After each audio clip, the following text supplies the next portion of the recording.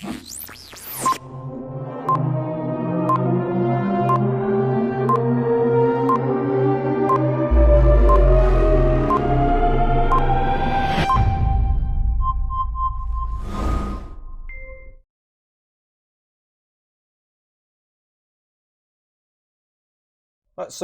just before I get into the next question, there's been a lot of the community asking me to ask about the KYC levels, and in particular the level 3 KYC.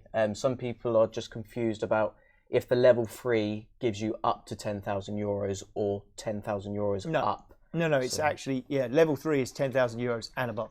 Okay, so it's unlimited. Yeah. So if you absolutely, we've got probably a handful. When I say a handful, still, it's not my hands, bigger hands perhaps. There's probably 1,500 people or something that need to do level 3 KYC. It's not huge numbers, because most people are either in level 1 where there's no real KYC requirement except your name and country. You don't have to produce ID. Level 2, you have to produce some ID, but there's tens of thousands of them. But yeah, level 3, there's only maybe 1,500 of them, and they might have $100,000 worth of ETN, or some huge number, and that the level 3 covers €10,000 and above. So that's it. Yeah, sorry if that's not been clear. I'll try and make sure that gets amended wherever it needs to be amended. Lovely, perfect. So moving into the next question. So will ETN seek partnerships with other cryptocurrencies that might want to use the instant payment system? I know that you have that patent. Yeah. About being able to incorporate other cryptos. Well, funnily enough, but that's true, and something that's certainly in our heads, but not really on the roadmap, because we've got so much to do. We've got to get ETN super smoothed out and where we want it first. But what I would like to have is I'd like to have a multi-wallet system for our app. So at the moment, the wallet system is obviously just ETN. There is nothing to stop that having multiple cryptocurrencies, but we'd be foolish to take our eyes off the ball and start trying to look at other projects or even not other people's projects, but the obvious choice. Okay, can we put Bitcoin wallet on? Well, the answer is we certainly can, but we've got a development team of X size, and trying to take somebody on to do that would just take our focus away. We're recruiting people all the time, and I'd much rather drop those people onto our focused roadmap of delivering ETN first. But yeah, in the future, you will see us definitely introduce instant payments for Bitcoin, because Bitcoin's got the biggest brand in the world. So even when we're in meetings with some of these people, and we explain that it's ETN, and we explain what we're doing, and we've got some great looking brochures. Have you got one of the brochures laying around, guys? We'll bring one in, and you can. Thanks. We've got great looking brochures. We've got point of sales kind of stuff that we're out there with, something tangible people can go through. So you're in a meeting and everyone's got a copy of that, and it's all going well. And then one of them goes, "So this is Bitcoin, right?"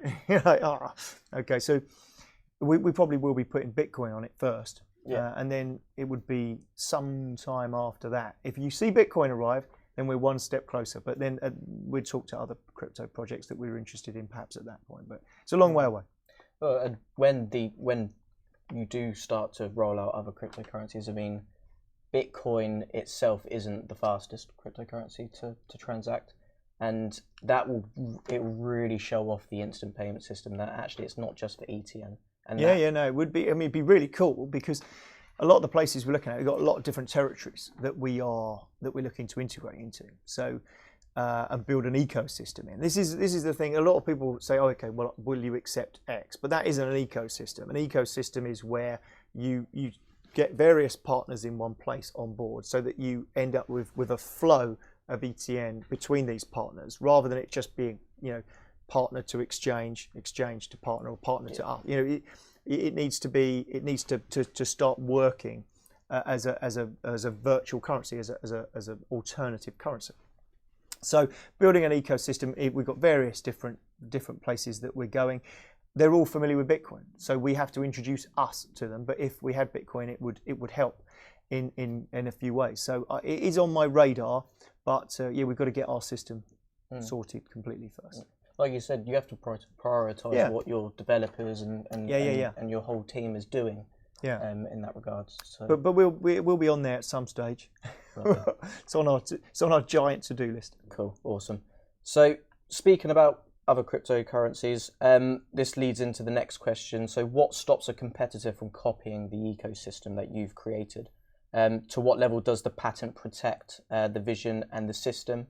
For example, Nano just finished demonstrating an IPS system for tills. So So I haven't looked at their system specifically. Are there going to be competitors there? Yes. Patents are notoriously difficult things to protect, but equally it depends how the company is. If you've got a completely deregulated, an unregulated, decentralized cryptocurrency, trying to copy us, it's a bit tricky because our ecosystem requires a centralized point. But if you have somebody who's got a decentralized system and then maybe something where people donated to provide the centralized system, and they were doing something that our patent was protecting, then we could probably pursue them. But you'd only bother pursuing them if it was commercially a good idea. Are they a thorn in your side? There are plenty of people that copy people's patents, and so BT are a huge patent holder, Microsoft's a huge patent holder, Google are a monster patent holder, but they don't bother chasing anyone down. But if suddenly Apple started using a Google patent or vice versa, suddenly, well, actually, this is a fight worth having because it's going to cost us $3 million or more in legals, but it's worth doing. One, we want to shut down the competitor, and two, commercially, it's worth spending the money. We know we get it back. Well, so it depends who they are.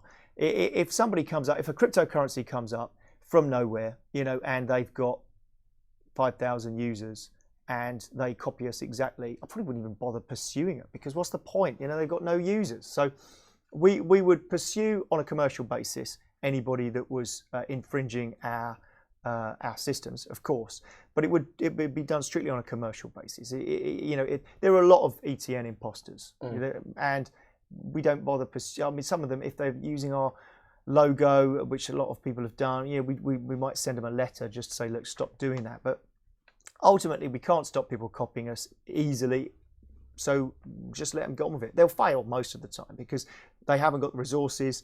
More often than not, they don't know what they're doing. And this is not a cheap thing to do, So it costs us hundreds of thousands of dollars a month to run what we're doing. So unless they've gone off and run an ICO and had some initial funds in, most of these people that are copying us, they're not actually any threat to us at all. So we just let them disappear themselves. Okay. Long answer, sorry. That's right. And just in terms of the patent, is it just a UK-based patent, or is it a global patent pending as well? It's registered in the EU, but you get global patent protection whilst it's pending.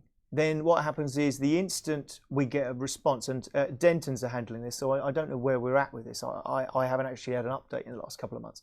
But Dentons are a big law firm. They were the ones who submitted it, did all the work on it. So as soon as we find out what happens, and I don't know whether we get a round of queries or whether it just goes rubber stamped, it's done. I really don't know what the answer to that part is. But as soon as we get that part, then we can go on and say, right, we want to take advantage of our global protection and now register it all over the rest of the world. I mean, at the moment, it's still only patent pending, remember? So there is a possibility that they'll come back and go, no, sorry, you can't have that. There was prior art. So we did a prior art search, but it's not that easy to do a prior art search is relatively tricky. So it's now been sitting there on this sort of register somehow. I don't quite understand the process, I have to be honest, but somehow it's sitting there for other people to look at to make sure that, maybe for other people to say, no, that infringes mine or whatever. I don't quite know. So it's a bit like a trademark or whatever, where you put your trademark in and then you wait for other people to say, no, that infringes my trademark. It goes onto a register. I don't really understand the process, so I don't want to talk about it in detail, but we're still pending. As soon as it goes to patent granted, happy days. If it doesn't, then we have to overcome whatever obstacles are thrown there, I guess. I think in regards to that, anyway, it doesn't stop you building your system. No, absolutely not. No, absolutely not. Our system is, and the fact that we did a prior art search and nobody else appeared, and we spent a fair amount of money on it, nobody else appeared to have registered that particular process. So that's the process that we're using. and it covers a few parts of the future of the process as well, stuff that we haven't got yet that maybe I should just throw in. That remember that our system doesn't just allow instant payments. We haven't written it into the system yet, so you haven't seen it, but we've got subscriptions as well. This is really important because what do most, well, like the mobile virtual network operators and the mobile network operators, what do they like? They love a subscription model.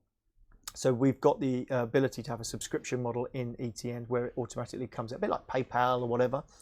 There is no cryptocurrency in the world that's got that. The tech stack is being created for that, and the patent covers it. Perfect, awesome.